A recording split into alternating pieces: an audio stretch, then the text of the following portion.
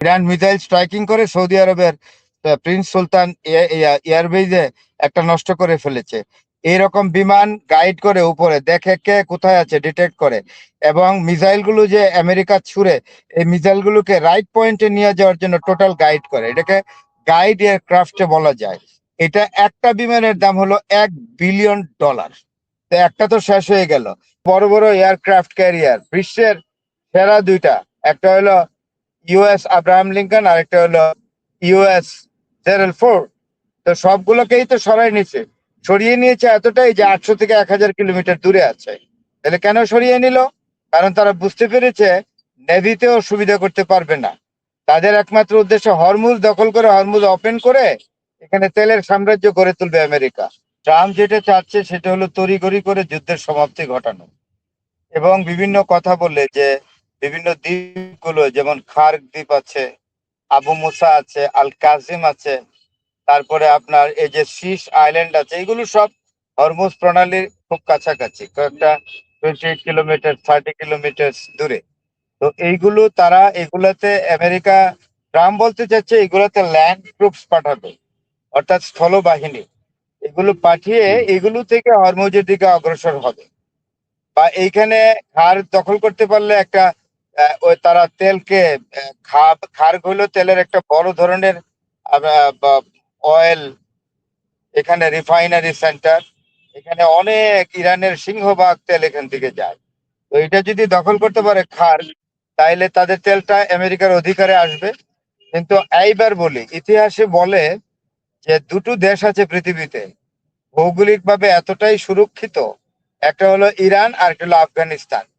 এইখানে কোন সৈন্য, ল্যান্ড ট্রুপসেও যদি, অর্থাৎ পদাতিক বাহিনীও যদি নামে, স্থলবাহিনীও যদি নামে, এখানে টিকতে পারবে না। আপনি যদি আসেন, খার্গে নামবে কিভাবে? আপনার প্লেনে নামবে বা ক্রাফট ল্যান্ডিং ক্রাফট দিয়ে নামবে, হেলিকপ্টার দিয়ে নামবে। তো ইরানিরা তো এটা এটা এই সুযোগটা দিবে না মানে তারা বসে থাকবে না। তাদের ওইখানে খুব শর্ট মিসাইল চার্জ করবে, অথবা তারা ওইখানে মিলিটারি গ্যাদার করবে, আইআরজিসি বসাই দিবে। এখন পর্যন্ত তো এই যেই কয়টা দ্বীপের নাম বললাম, সেখানে একটা আমেরিকান ট্রুপস নামে না, একটা আমেরিকান সৈন্য নামেনি। তো নামেনি তো কথার মধ্যেই রয়ে গেল। আমি মনে করি ডোনাল্ড ট্রাম্প এগুলো বাগাড়ম্ব করে ইরানকে ভয় দেখাইতে চায়। তা আমি মনে করি ডোনাল্ড ট্রাম্পকে আমি কোনো বুদ্ধিমান মানুষ মনে করি না। তার কারণ এই জন্য মনে করি না যে আজ 1 মাসের উপরে ইরান যুদ্ধ চালিয়ে যাচ্ছে আমেরিকার মতো একটা সর্ববৃহৎ মিলিটারি পাওয়ার এবং ইকোনমিক পাওয়ার এর একটি দেশের সঙ্গে, এবং সাথে আছে ইসরায়েলও তো যুদ্ধে অনেক শক্তিশালী। তো তারা 1 মাসের উপরে যুদ্ধ করে ফেলেছে ইরান। এবং আরো যে কথাটা হলো, অনেকেই আমাদের দেশের বুদ্ধিজীবীরা, বিশেষ করে বেশ কিছু বুদ্ধিজীবী এবং আহ আহ, ভারতেরও কিছু আছেন, তারা বলেছেন যে এটা তো ইরান তো 4 দিন, বড় জোর 1 সপ্তাহ টিকবে। এরপরে ইরানের ভূখণ্ডে আমেরিকানরা নেমে যাবে এবং ইরান হস্তগত করবে, এবং তারা ওইখানকার সরকার পরিবর্তন করবে এবং আইআরজিসি কে আত্মসমর্পণ করাবে এবং তাদেরকে গণহারে মানে ফাঁসি দিবে। এখন এইগুলো যে বললাম, এগুলা তারপরে হরমুজ তারা কন্ট্রোলে নেবে, এগুলার কোনোটাই তো এখন পর্যন্ত ঘটেনি। যুদ্ধ তো 1 মাসের বেশি হয়ে গেল, 28 তারিখে শুরু হয়েছে ফেব্রুয়ারির, আজকে কত? আজকে গেল 31 তারিখ। তার মানে কি 1 মাস 3-4 দিন হয়ে গেছে যুদ্ধ। তো আমেরিকা তো কোন রকম অগ্রগতি করতে পারে নাই এই যুদ্ধে। এবং সবচেয়ে বড় কথা, জেরাল্ড ফোর্ড, যেটা সবচেয়ে বিগেস্ট এয়ারক্রাফট ক্যারিয়ার, এটার কি হলো? এটা সরিয়ে নিয়ে গেছে। একবার বলছে এটাতে লন্ড্রি করে আগুন লেগেছে এটার ভিতরে, আবার বলছে এটা টয়লেট নষ্ট হয়ে গেছে, নানান কথাবার্তা। কিন্তু তা সঠিক না। আসলে এই দুটো বড় বড় এয়ারক্রাফট ক্যারিয়ার বিশ্বের সেরা দুইটা, একটা হলো ইউএস আব্রাহাম লিঙ্কন, আর একটা হলো ইউএস জেরাল্ড ফোর্ড। তো সবগুলোকেই তো সরিয়ে নিয়েছে এতটাই যে 800 থেকে 1000 কিলোমিটার দূরে আছে। তাহলে কেন সরিয়ে নিল? কারণ তারা বুঝতে পেরেছে নেভিতেও সুবিধা করতে পারবে না। তাদের একমাত্র উদ্দেশ্য হরমুজ দখল করে, হরমুজ ওপেন করে এখানে তেলের সাম্রাজ্য গড়ে তুলবে আমেরিকা। কিন্তু এটা তো ইরান দিবে না। আমি আবারও বলি, Hormuz is the life line of Iran, particularly in fuel supply. তো এটা তো দিবে না। তো সুতরাং এগুলো তো বলে কোনো লাভ নাই। এইসব গল্প বলতেছে আর ডোনাল্ড ট্রাম্প এরকম একটা মানুষ। সে হলো একদিক থেকে অবস্টিনেট, আরেক দিক থেকে টকেটিভ, আরেক দিকে হলো তার ডিসিশনে ইয়ে থাকে না, ইনকনসিস্টেন্ট, অস্থির প্রকৃতির লোক। তো ডোনাল্ড ট্রাম্প কি বলছে এটা পৃথিবী আমলে নেয় না। পৃথিবী আমলে নিচ্ছে এইটাই যে 1 মাসের বেশি যুদ্ধ হয়ে গেল, ইরানকে কোনো দিক থেকে আমেরিকা কোনো রকম সমস্যায় ফেলতে পারেনি, বড় ধরনের কোনো ক্ষতিও করতে পারেনি।